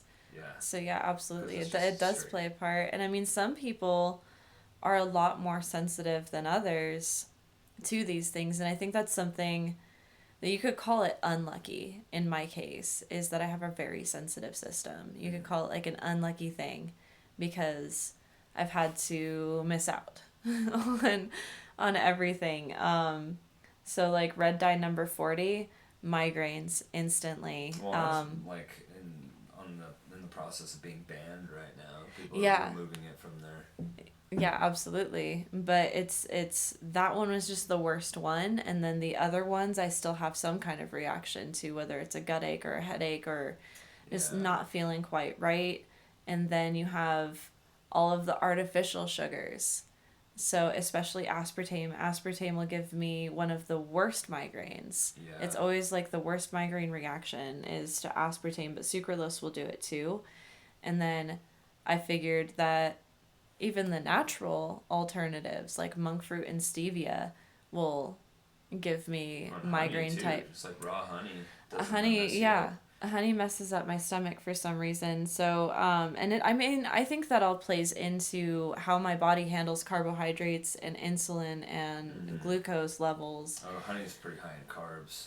Absolutely. And so I've actually recently switched to a ketogenic diet, and that was due to me having seizures. And I was just like, okay, I'm tired of having seizures. I'm just going to go ahead and give this a try.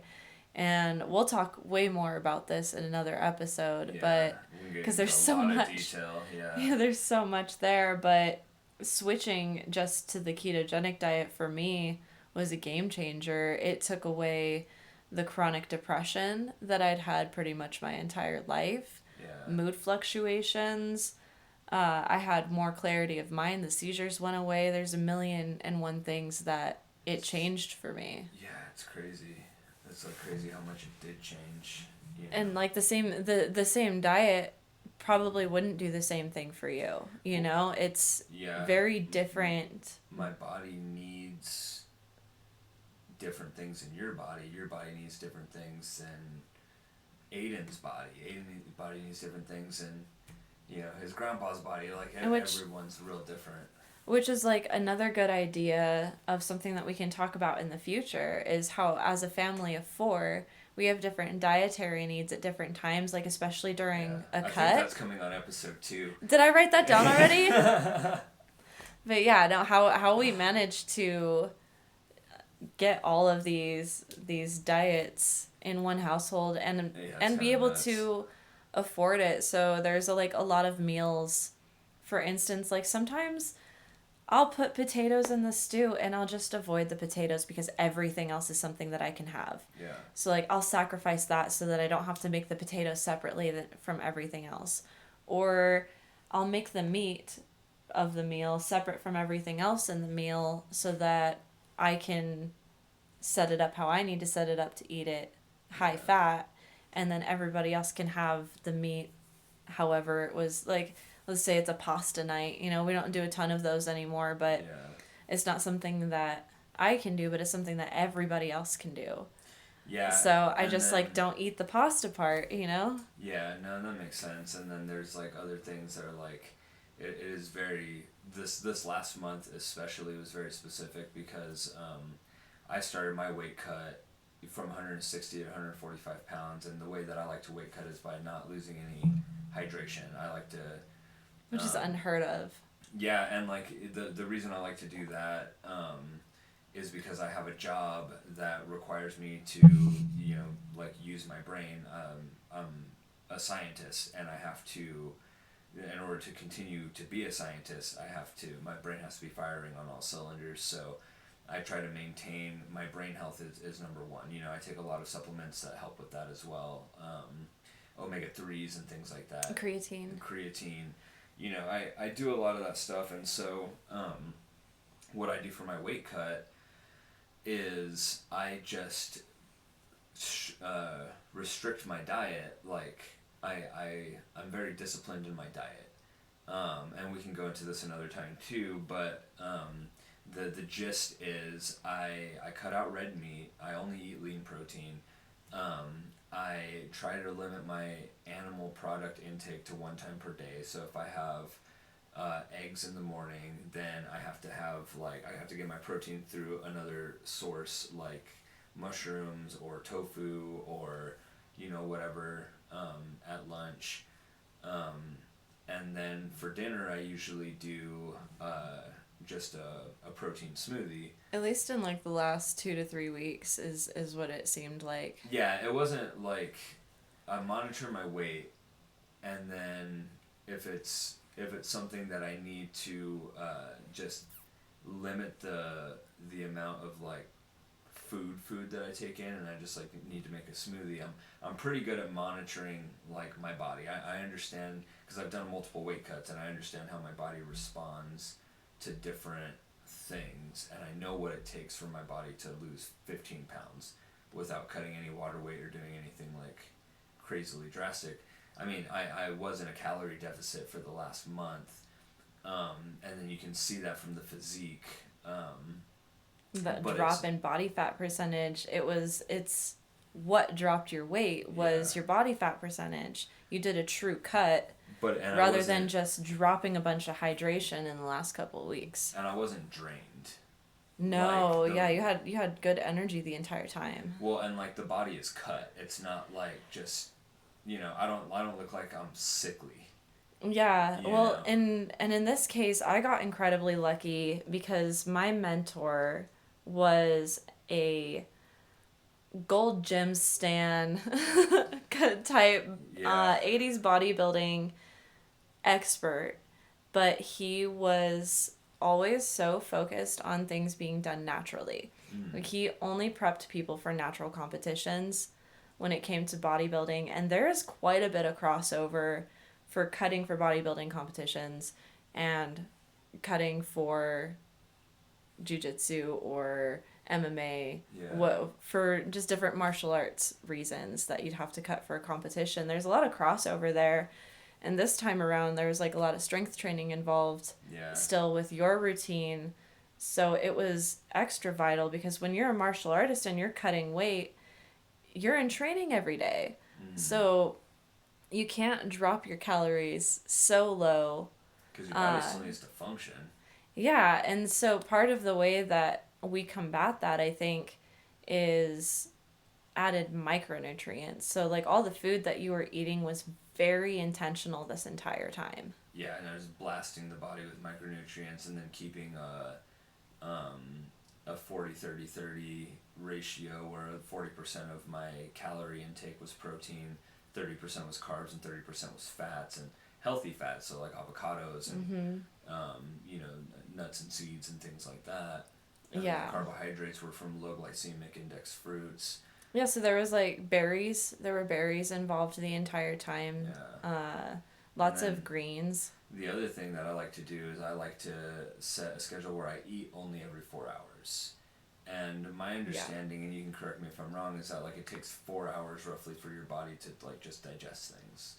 And on hour number three, your body starts burning into your fat storage. And then, it's burning that fat storage for an entire hour, and then you eat again. Yeah, And then the and cycle, you know, goes again, repeats. so there's that part of it, and then it's about what your body can expect. So when you're feeding your body every 4 hours, every day, around the same regular times, your body knows exactly what to expect and it'll adapt to that pattern. Yeah. Whereas if you are trying to cut weight by like starving yourself for long periods of time and then binge eating a little Yeah. bit and then starving yourself for longer periods of time and it's kind of all over the place, your body doesn't know what's happening, so it doesn't know how to fall into a pattern. Mm. So it's not going to go into the body fat as much. It's going to store more water. It's Yeah. going to try to hold on to fat because it goes, "Whoa, we don't have a whole lot of body fat percentage So we're gonna hold on left. to what we got. So we're going to try our best to hold on to what we got." And then that's when your energy levels tank because you don't Yeah. have carb fuels and your body doesn't want to use all of its fat fuels. So you'll start getting brain fog. You'll start getting grumpy and irritable, which is something Yeah. that happens with people when they cut weight a lot.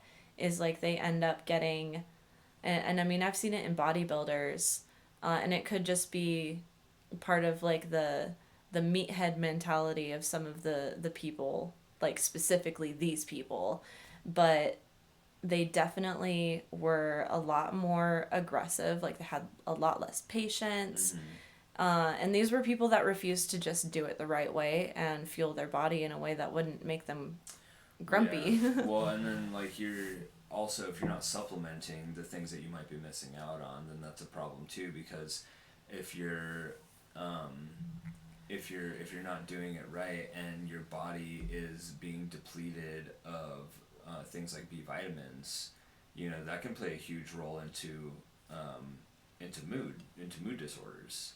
A lot of times like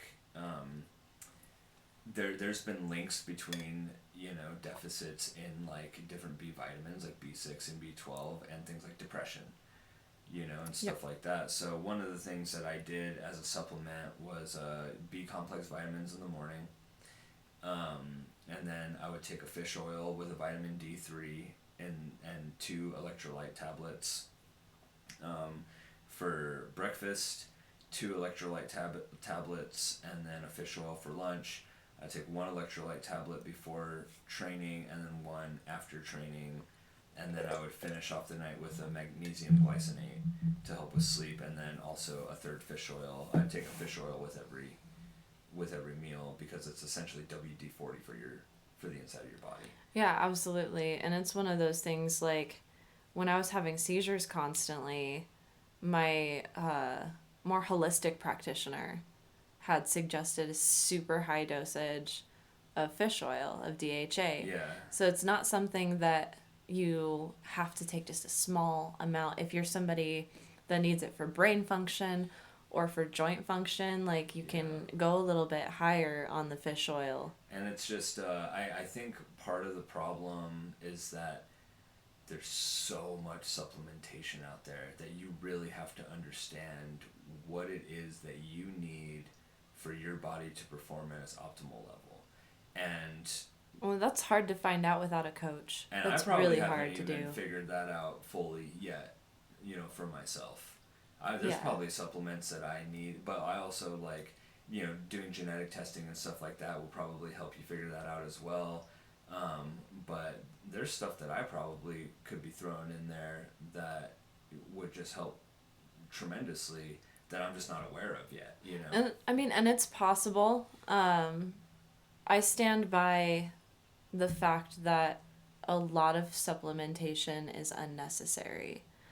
I think that most of the things that you need are things that you're gonna be able to get from your food. Mm. So the things that you're taking specifically are very specific to what you do. Mm. So if you're an athlete, you're probably going to have more supplementation than somebody who's not an athlete. And if you have injuries, you're probably going to have supplementation to handle those injuries Yeah. more so than a normal person would. Or you need more collagen for joint support because you are an athlete. Yeah. And then there's certain cases like genetics that you were talking about. Like one of them is the MTHFR variation. And a lot of people have it and don't know it. And it affects your ability, your methylation cycle, which is essentially how the folate Mm-hmm. gets utilized in your system. Which is vitamin B6, right? Folate B6. Or is it B9? I feel like it's B9. Okay, it is a B vitamin. It is though. a B vitamin So though. for those that don't know, like it's just like, oh, do I like folate? I can't find it. You know, like it's a B vitamin. So what this means for people that have it, which is like I'll have to look at the exact statistics, but I feel like it was projected to be around like even 40% of people might have these mutations in that MTHFR. So that affects your ability to absorb those B vitamins and actually utilize them in your body. So they're not bioavailable. Yeah, exactly. And that's especially true of taking folic acid. It's the synthetic version of folate. Mm-hmm. It's usually what they put in enriched foods, enriched cereal, enriched flour. It's like it's in the vitamins, the multivitamins and stuff like that. But you can actually get methylated folate and methylated B12 combinations. You can get B complex, which is what we take, is a methylated B complex. And adding that methyl group to the complex is what allows it to become more bioavailable to your body. Yeah, especially if you have the genetic mutation. Yeah. That slows that process down. And there's it's a detox pathway essentially. That methylation of the folate. So I did something horrible when I first started. When I learned about this, I was like, all right, so I'll take a good amount of methylfolate, and my body went into full detox. And I will not go into got super sick. Yeah, I won't go into grody details of that detox, but I got extremely sick, and I was like, this can't be right. And it was too much too quick for my body, so... Your body has to adapt to things. Well, and not only that, I didn't understand that you had to pair it with B12, a methylated B12, because the B12 is kind of like a carrier for those toxins, and... The folate, I guess, kind of helped release the toxins, but they just released into the system from what I gather. Yeah. And it made me really sick, whereas the methylated B12 would have calmed that reaction down, and it would have been a more smooth detox process. So I swapped from just taking the methylfolate to taking it with B12. And then I realized that all of those B vitamins were probably something that was important for me to be taking at least. So I just switched to a methylated B complex. That makes sense. Yeah. Yeah, so, and then one of the other things that I liked to do was one of the things, like whenever you're on a weight cut, just so you know if you've never been on a weight cut before, a true measurement of your weight is weighing yourself in the very morning after you wake up. About 10 minutes after you wake up. Right? Yeah, before you have to use the bathroom, and then my understanding is you have to wait about 10 minutes after you use the bathroom for true weight, because like since you're laying down the entire night, the distribution of water in your body is like just different, and then when you stand up and like you go to the bathroom in the morning or whatever, and then you have to wait for the 10 minutes Your to body allow to for the circulate a little bit.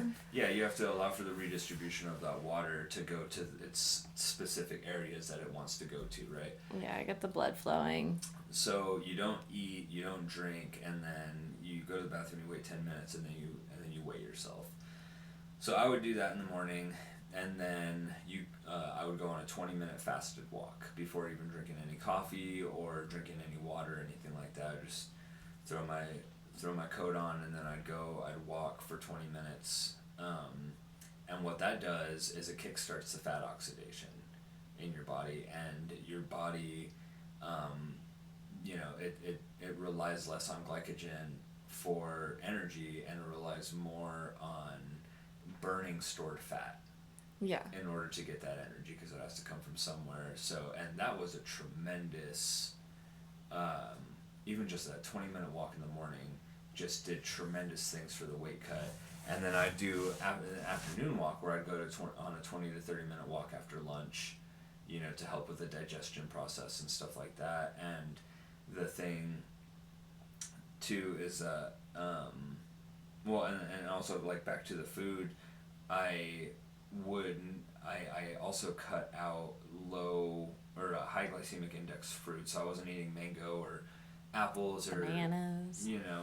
And the difference with this weight cut, and the reason why this one was probably the hardest one, is because I didn't understand my body for this weight cut.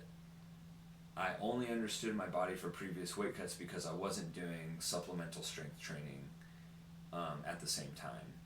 And when you do strength training, your body, I was doing very specific strength training, of course, but like that was more meant to get me shredded quicker, but your body is still holding on to a little bit of water whenever you're doing strength training.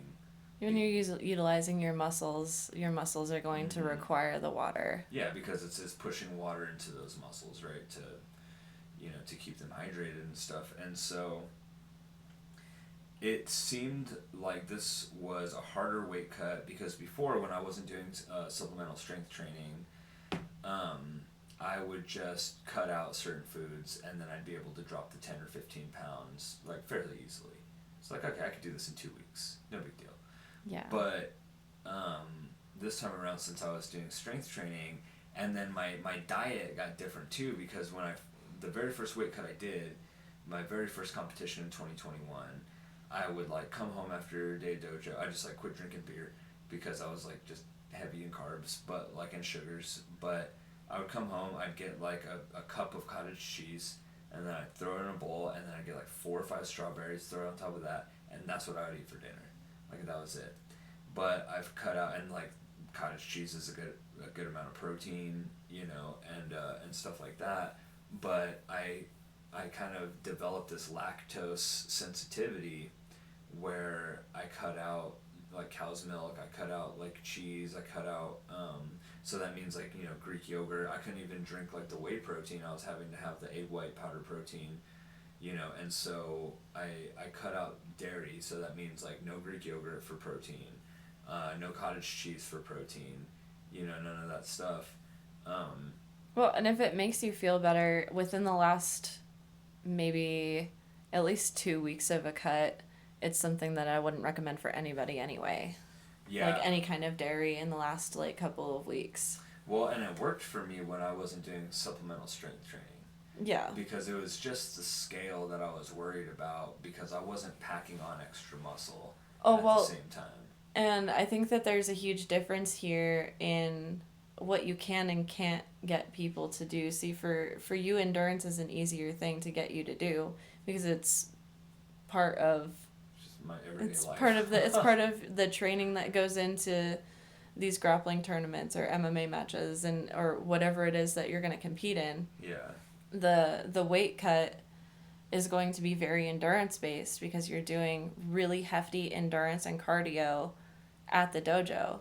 And the only thing that I had to add to your plate in this case was just that 2 days a week of doing supplemental strength training. And it was a high endurance strength training program. It was like very lightweight, 8x8s. And we'll talk about that in another episode because that's a lot as well.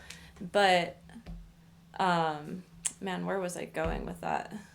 Other than where I wanted to go with that. Yeah, it happens. And I was just like, wait, we should put that one on another one just because there is a whole lot of information behind the strength training element. Oh, it's difficult to get people to do the endurance because like I was used to training people for bodybuilding competitions, and People just hate the 8x8s. And the 8x8s are brutal for me. Like 8x8s are just very brutal workouts, and it's not only the 8x8s that are hard because, like, I had you doing battle ropes and pull-ups, and had there been slam balls to use, you would have been doing slam balls and I was too. doing the bike on my own.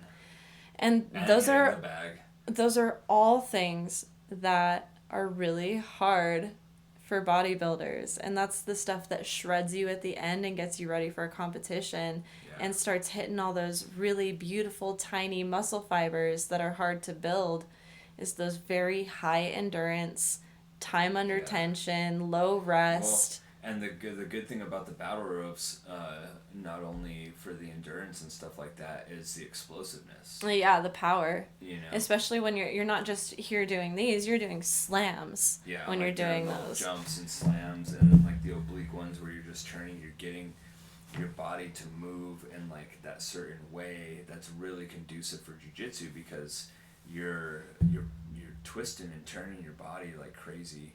Yeah. When it comes to jiu-jitsu, and so it gives you, it trains those muscles to be able to do that without like freaking out. Yeah, it's a good stabilizing movement, and it'll help protect the lower back as well. See, and that's one of the things we can get into another time too, or just like injuries, like, because there's so many, you're pretty much bound to get an injury in jiu-jitsu. Like, you get more injured in jiu-jitsu than you do in striking. I guess like the difference is in terms of comfortability, because I'm more comfortable on the ground than I'm standing up. I have good stand up. Sparring is fun. I enjoy it, but I don't enjoy it as much as I enjoy the groundwork. And even though I get more like longer term injuries on the ground, I get it's Like either black eyes and yeah, you get popped in the face, and like it's the immediate like, oh man, that hurt. Yeah. And stuff like that. And it's kind of crazy because when you're not expecting it, it hurts less. So like I've taken knees to the face when I'm doing jiu-jitsu, but like, and then my training partner's like, oh yeah, sorry about that, and I'm just like, oh no, it's all good. So whatever. But like when you're anticipating it, it hurts a lot more. Like it's super weird how that works, but like I've taken elbows and knees and shoulders and all kinds of stuff just popped off in the face when I'm grappling, and it doesn't hurt at all. Yeah. But then if someone throws it like in sparring, it's like, ah man, that hurt. Maybe because there's intention behind it or something, but. Well, and as I'm getting better, health-wise, and thinking about like getting on the mat again and doing more of like the grappling, jiu-jitsu and stuff like that, I'm wondering, because my theory, just knowing what I know about chronic illness, is like I've been in pain, pretty much my entire life. From the time I hit puberty, I started having chronic pain. And that's a long time to deal with that. Yeah. So it makes your pain tolerance really high. And like when you deal with that in life, it makes your mental tolerance a lot higher too. So that's part of the reason I wonder if jiu-jitsu is going to be one of those things I end up being more naturally inclined to. Because like there's certain submissions that are hard for you to get on me, like the slicers, because of my pain tolerance. Yeah. It's like those don't hurt me because life hurt me more. And then like sometimes we're trying to get like a straight ankle lock on you, but you can like. Oh, totally... the hypermobility. Yeah. What is that called? This is dorsiflex. Oh, plantar flex. Yeah, so you can plantar flex like into next year. That thing is like. I got like the ballerina. So like, I mean, there's still a way to break the foot. Well, there's more than one way to break the foot. But I feel like we could go into this all day. Oh, but yeah. the next topic will definitely go, or the next podcast will definitely go into some of these. But I think that here's a good place to stop for the day. I think we just shot a podcast earlier on the other channel. So we'll plug that just like we plugged this channel on the last podcast. So we started off with the Seed to Sprout podcast. We own a business where we sell things. We have an Etsy shop and stuff like that, and we sell different things because we're not just martial artists. We're musicians. We're you know, Artists, we're artists, we're entrepreneurs. gardeners, we homesteaders. we have knowledge bases in multiple different areas just because we have multiple different interests. And so if you're interested in following the homesteading journey, you can go check it out. It's From Seed to Sprout. So you can find that on YouTube, and then the podcast on there will have all of our socials on it. So the the Facebook, I think, is From Seed to Sprout Home Nursery, and then Instagram is From Seed to Sprout HN, all with underscores in between the words. Oh, I changed it this morning. Oh, okay. It's on. Is it all the same then? Yeah, they should all be either From Seed to Sprout NM or From Seed to Sprout. from Seed to Sprout .nm, but Okay. I will link all of them in the description. Okay, yeah. So if you're interested in that, because homesteading and gardening and like it's all part of the self-sufficiency thing, and self-sufficiency is a huge part of self-defense, and so it all kind of ties in together. You know what I mean? Well, and that's kind of how we got the idea to name this specific channel Seed to Strength. Yeah. Because true. our OG channel, our OG business, or I guess our official business is From Seed to Sprout Homestead and Health LLC. And this is an offshoot of our main business. We kind of wanted to keep the subjects separate so people have a channel to come to if they need health, fitness, and martial arts advice. And then everything else is kind of rerouted onto the Homestead channel. Yeah. And then we also have a music channel, but we haven't done a whole lot with that yet. We're building our way up there. So we have we've started doing just little tip videos, little tips and tricks. So like whether that be grappling, grappling tips, like jiu-jitsu tips, wrestling tips, striking tips. We're gonna start shooting technique videos for longer form videos that we can put on YouTube, and then we can kind of splice them into shorts, and then also add those to YouTube. So if you're interested in any of those, they'll be on the YouTube page, they'll be on the Instagram page, they'll be on the Facebook page for the Seed to Strength channel. So they're mostly jiu-jitsu tips and striking tips, and we're going to start putting in nutrition tips and fitness tips. So far we only have one video that is we're talking about the weight cut, and so if you wanted to dive in a little bit further, you can see like what I eat on a typical weight cut. Morning, noon, and night. It doesn't go into the exercise. It doesn't go into the supplementation except for the collagen and the coffee. It doesn't go into like a super lot of detail because it's like a 30-second video, but it's the same with the tip video shorts. I try to put key point information in the shorts that I can later expand on or break down in longer form, technique videos. But all of the information is on the screen. All of the links. We have TikTok, YouTube, Facebook, and Instagram for this particular Seed to Strength channel. And again, just be on the lookout for more podcasts. We go into a lot of various topics. Like we didn't even scratch the surface today. No way. Of the stuff that we can talk about. And we have just lifetimes and years of experience when it comes to this particular niche. So check out the channels if you're interested. That would be awesome. If you want to hear more, just stay tuned for the next podcast. Keep up with the shorts. Let us know in the comments if there's anything that you would like us to talk about. I guess one thing that I want to throw in there, before anyone comments on this, is I don't train in the gi. So my knowledge on submission grappling in the gi is very limited. I know a couple chokes and stuff like that, but that's about it. So I'm a no-gi practitioner, but I know a lot about no-gi jiu-jitsu. I know a lot about striking, whether it be boxing, kickboxing, Muay Thai, whatever it is.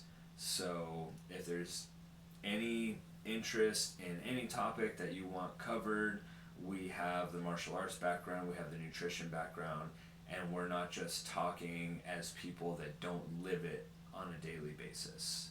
We're constantly training, we're constantly eating well, we're very disciplined in the arts that we do, and we're very disciplined in our nutrition, and we also, put that discipline on our kids as well to eat really well, and they also are MMA practitioners. So they've done, Rhiannon's done, our daughter's done a couple of jiu-jitsu competitions, our son Aiden has done multiple jiu-jitsu competitions, and he's done a Muay Thai kickboxing fight as well. I have one MMA fight under my belt plus a multitude of jiu-jitsu competitions. So there's a lot of stuff to talk about, and there's a lot of content to make. So just be on the lookout for all of that.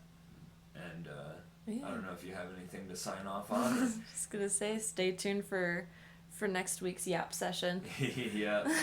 For your two favorite yappers. Yeah. Multiple podcasts, man. We're doing the thing. Heck All right. yeah. Thank you guys.